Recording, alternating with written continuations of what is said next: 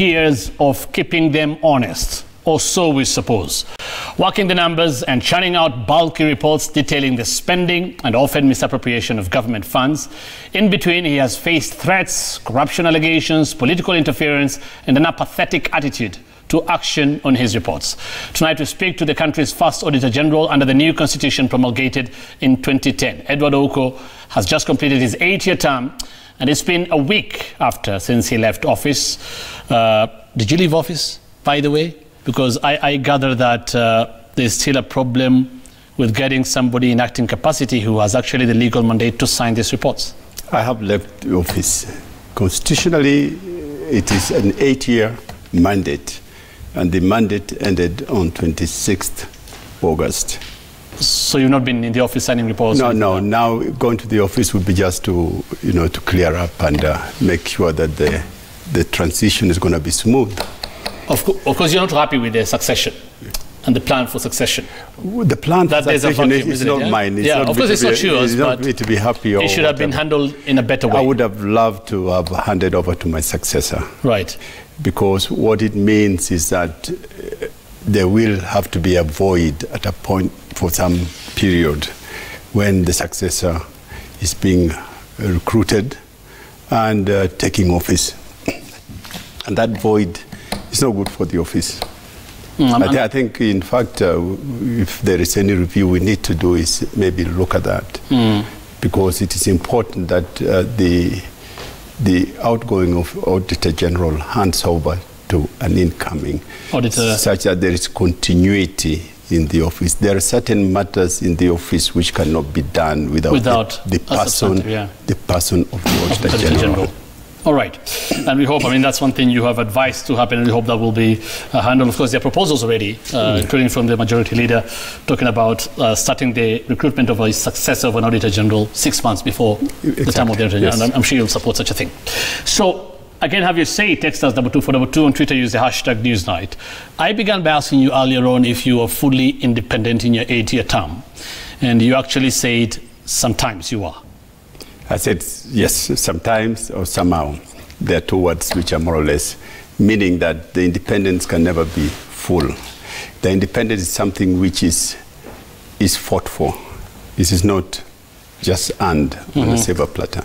Now, the first fighting for independence was to make sure that we have good legal backing for that independence, and that's the Public Audit Act, which we had to fight for. Of course, the Public Audit Act was not an easy fight because some people wanted certain provisions, others wanted other provisions, and that's where I felt that the independence of the office was clearly not in the interest of everyone.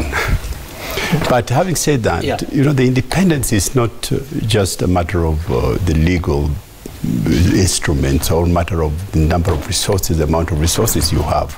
The independence is really very much in the person of the Auditor General. That person must be able to discharge his or her duties without favor, fear, and above all, in the interest of the public. All right. The key word here, based on this question, is fear. Did you at times feel afraid in what you're doing? Did you feel at times, from whichever sector, executive or otherwise, that your job, you were threatened while doing your job, or you could not go far in doing your job? I would say there are elements of hindrances, then there are elements of personal fear, security. Now let me talk about the personal fear or security. I think these ones were there in terms of odd phone calls. For anonymous people.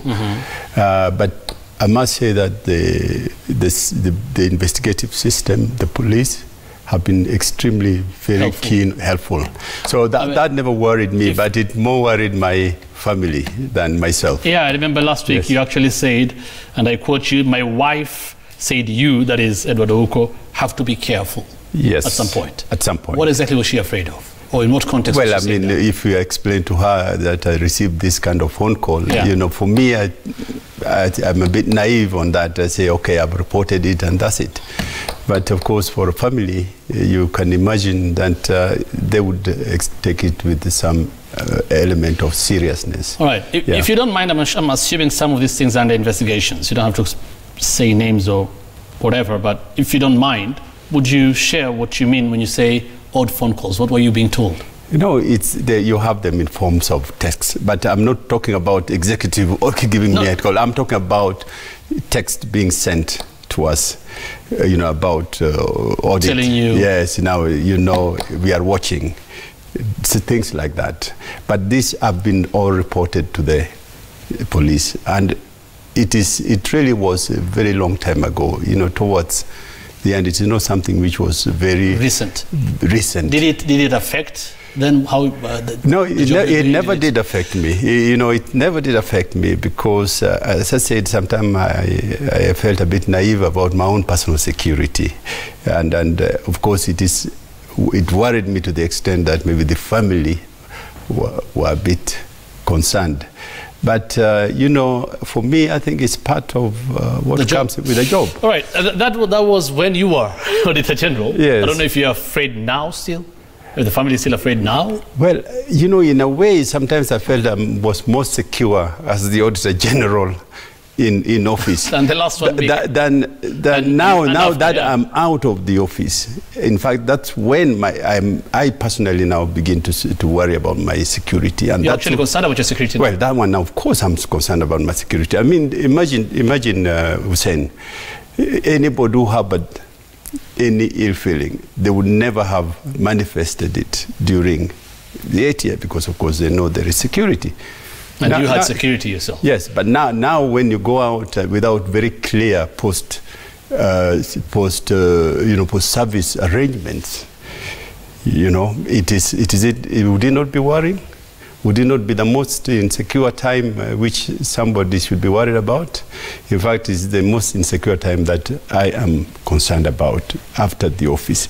And I think this is one thing which we must have it very clear in the statutes of this office, because it's all very well trying to recruit the person independently, safeguarding the independence and security while they are there. But then after that, meaning there's no arrangement for your security. Well, I think it has to be now to be something which is known and which is clear and laid out in law. You don't have security now. Now I still have security which is ongoing. But ongoing for until when? So you said after exiting office, again this is last week, that you'd prefer amendments to the law to create a head of state separate from the head of government, to help protect your office from the wrath of an imperial presidency. Are you saying you ever faced such wrath?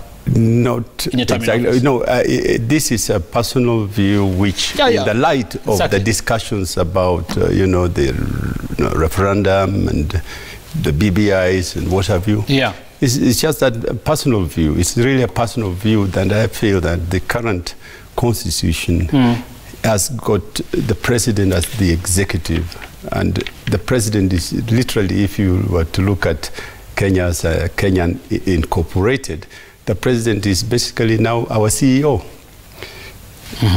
Therefore, even in corporate sense, the president becomes a major auditee, because the president is the one who appoints the management in form of all the CSAs, in form of the PSAs.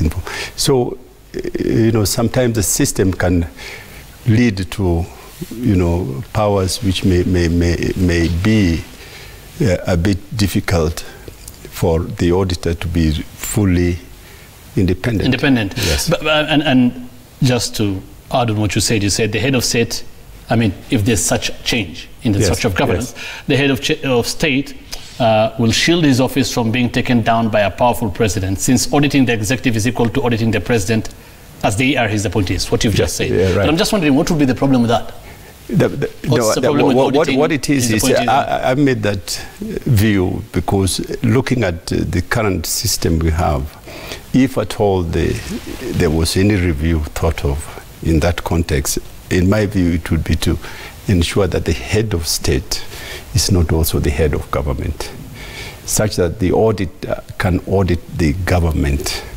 And in that case, the head of state will be more with at arm's length with the management of the resources, okay. and potentially now be the protector of the Auditor General. But I'm assuming then in such a situation also still have a head of government. Be that as it may, we are not yet there.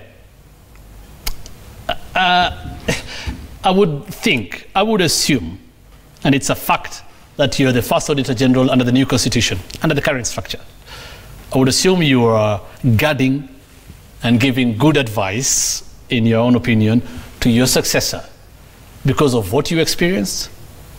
Is it what you experienced from the head of, from the presidency yourself? Not in a particular, particular system because of the president or president in office. No, it is just at the moment it is possible that the Auditor General can be up against the president. The president in have the you auditing. Ever felt that way yourself? I have never felt that way. Because I think really there has been no interference from the president. Okay, I'm just wondering why you would caution against that. But of course, just improvements in the system. Improvement that can be on you. But this is what happened in October 2016. This is during the Accountability Summit at State House, and this was about the Eurobond when the president made these remarks. And you were there, if we can have a listen. Are you telling me that the Treasury and the Federal Reserve Bank of the United States have colluded? Yani mjinga ni nani? Surely. That the Kenyan government and the US government have colluded. Na huyu anasema anataka kwenda ku interrogate Federal Reserve Bank of New York. Many people have actually been saying, including some sources to me, that you've never had a good relationship with the president ever since. Is that true? And how did you feel after that? Can you honestly say you felt still independent in going after this case, because it was an active case you're investigating of the Eurobond? Can you say you're still independent and you went on with your work without any pressure from the president? That I can say with no qualms, no fear, that the president has never interfered in my work, never. And a lot has been said about that clip, for me, as I said it before, for me I took it like the president also expressing certain frustration about this Eurobond, and that was an off-cuff remark, and I really have read nothing more than that in that statement. Indeed, soon after, in that same thing, people don't know that after that, actually, I had a 5 minutes talk with the president. And after that? Oh, yeah, and it was extremely private? Yes. And what did you tell him? No, I just explained, what is it that it was necessary, that it is in the interest of everybody as an audit process that, if necessary, we can interrogate or counter-check with the Reserve Bank. What did he say to you? No, I think he was quite agreeable. I don't think he even talked about the issue of limiting why or not, but I think he was quite to say, okay, you go on with your work. Of course, to be fair to him, he also didn't say he's going to stop you publicly that day. Yeah. Be that as it may, did you share a good relationship with the president after that? Because some people have been saying that you're never in a good relationship until you left office. I have never felt that we've never shared a good relationship with the president. We meet at State House events, and he recognizes me.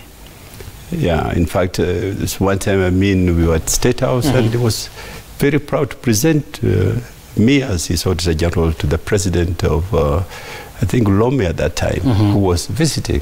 So, in all fairness, I think, personally, I've been working fairly independent, and the president has never been a person that I ever thought should fear or interfered with my work. Later on, and I think this is important, it's in the past, but it's just important for our viewers because people have been talking about it. Later on, you captured on your report, this was in, I think, April this year, that, and I'll quote, while all the 280 billion shillings borrowed in that Eurobond was received in the country after payment of a syndicated loan of 53.2 billion and other transaction fees, 6 ministries that received part of the loan spent billions of shillings outside the government integrated financial management system, which should not be the case, isn't it? You went on to say the money from the loan came into one pot. This is what the ministry said of Treasury, came into one pot and was mixed with the rest of government money, which would be sent to various ministries as approved in the budget. Is it your conviction, then, that this money was never misappropriated? Because some people still see this as a lingering question, the Eurobond. My report was very clear. My report was in two parts. The receipt of the Eurobond money and then the appropriation of the Eurobond money. In fact, a lot of people expected me to opine immediately after the Eurobond was raised, to opine on Eurobond. And one thing they should know, there is no way I can opine on Eurobond unless you are given time for Eurobond to filter in the system or be used, and so that I can audit it and then respond back to the question you are asking. Now, Eurobond came in, it's very clear. Yeah. That the coming of the money into the country is very clear. And as even the Treasury has agreed that this money was then mixed. And some of it was not, and it's true, some of it was not necessarily went through the IFMI system, which would mean that it would have to be procured for, the whole processes of control would have followed that. And therefore, it would have meant there would have been a clear, what you call audit trail. Now, when some of it has been spent and it came into a pot, it is very difficult for an auditor to come and say conclusively that this is how Eurobond was used. And that was a problem which I have. Up to now? Well, I think any auditor would what you can say is that Eurobond came into the pot and it went to the ministry, which would confirm what Treasury is saying. But from your audit, yeah. But you as can an only auditor, go with what. Yeah, that means I would have to accept. Say, but it is very difficult for you to opine on that element of usage. Meaning you'd never give it 100% clean bill of health. It is difficult. If you cannot create audit trail. Of course. Yes. Now, one of the unfortunate facts, of course, the government says otherwise. What you've said and what I've read, that it was used by government ministries and agencies. Well and good. One of the unfortunate facts in your tenure, and this is one of them, what you just talked about, the Eurobond, is the failure to have action taken based on your reports, including your recommendations. There have been many. And many have saying, from the feedback I've been reading to you, done a stellar job. And it will be very difficult for anybody to fill your shoes. You said last week that the structure has to change in as far as acting on these reports and recommendations is concerned. How should it change? In fact, I need to correct that. Today I read the Business Daily, and which say that, PAC disagrees with the auditor, but I think it was completely misreporting. What it is, I said, yes, I do the report. Yes. It goes to PAC, and which do a very good job on interrogating those reports. And one would imagine after they've interrogated the reports, then actions immediate. All right? But as you know, the system, current system means that PAC now has to make another report on their interrogation, which would be now the definitive report for action, and which has to be approved.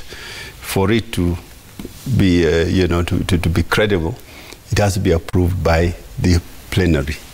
And that is the process which I say is really a process which it's bound to politicize some of the issues and therefore, and also water down some of the actions. It's another layer. It's another layer, which layer we feel should really not be there. Yeah. Yes. And I mean, I was hoping personally to see you propose, of course it's not in your place, an explicit law, for example, that binds investigative agencies or otherwise to act on your reports. Would you want to see such a thing?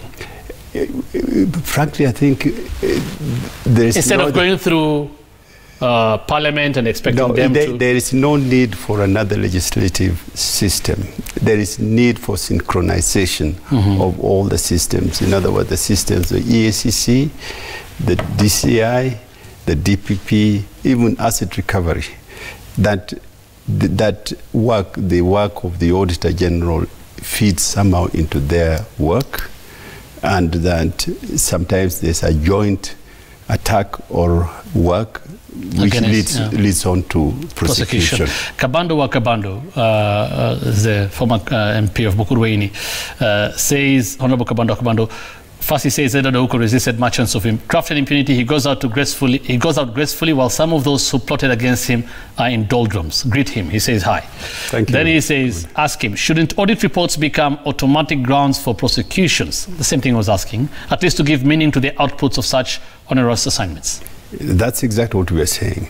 In fact, if the work was such, the auditor does its work, and if we still go to PAC, and the PAC would actually sit like a court of accounts, whereby they would then make administrative or recommendation for prosecutions, which would then be taken immediately, not to make another report for action. That's the system we are looking at as improvement. All right. At times you were accused of being alarmist, okay, when some say in these institutions and government bodies that you don't give them enough time to respond to audit queries. And this is another thing I'd want you to talk about, because, for example, how do you propose your successor, or as a country we go on about these issues? When the Auditor General does a report and somebody says, or our government body takes their sweet time to respond to your audit queries, then you give a report that may not necessarily be clear that money was misappropriated, but that we did not get enough documentation. So what are we supposed to do as Kenyans? Say now that money was misappropriated, or we just say these are questions and we wait for the documents to be brought about? Let me tell you. Or should it be actually explicit to just tell these government bodies, whether in law or otherwise, if you don't respond by a certain time, and you give them ample time, then we will assume this money was misappropriated? Because otherwise people will be left wondering, how do you handle such? The point is that Kenya has got expertise, and I think in my auditing system, auditing around the world and in Africa, where I used to be, I find Kenya to have the expertise in terms of financial management, which is above a lot of countries. And therefore, what it is, we should expect some element of professional rigor. And professional rigor means what? Means you do your work in time, within the deadlines which are required. You don't do your work and then wait for the auditors to tell you what is missing, and then you start more or less an audit of a cat and mouse, whereby they are waiting to see what you know, then they get it. And I think we need to be serious. We should not have any auditee having castigating the auditor that they didn't give them time. After all, the timelines are very clear. Right. By 30th September, you should be giving.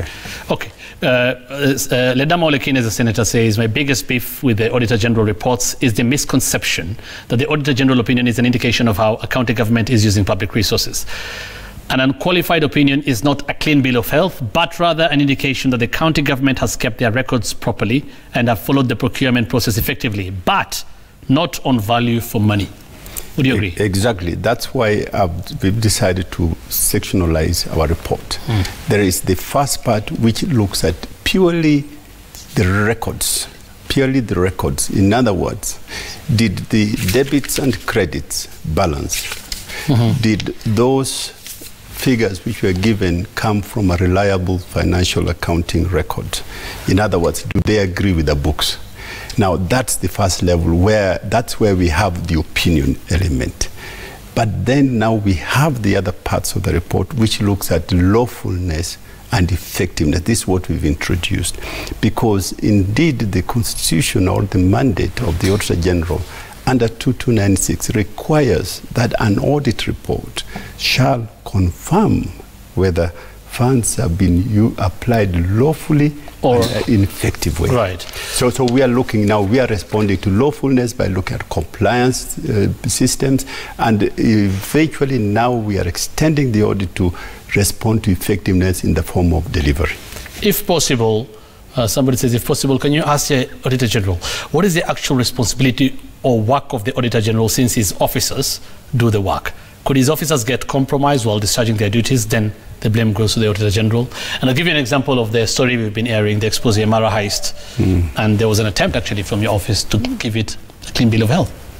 I don't think when I read that, the person said that they're going to speak to the Auditor General. And that one, let me tell you, I think it is very easy for some clients to scare certain auditors by saying that they'll go to the auditor. This thing is happening in Nakuru. I'm in Nairobi. I have a process which of reviews, what you say, quality control of auditing, which I've put in place. And that's the major improvement we've had in the auditing. We now have what you call a robust audit management system whereby every audit is online. In other words, we've gone more or less paperless. So what that means is that the minute the staff goes on the ground and they switch on their laptop, they hit our server immediately. We know the time they've hit the server. Then we know the hours which they have to account for. And that is very important because the hours they account for means that it has to go with audit findings or something. But you cannot vouch for everybody's integrity in your office? No, obviously. I mean, I have 1,500 people. They are all Kenyans. And, you know, you can't avoid some rotten apples. Finally, one question here from Wash, who says, how does it feel to have a job that only reports bad news?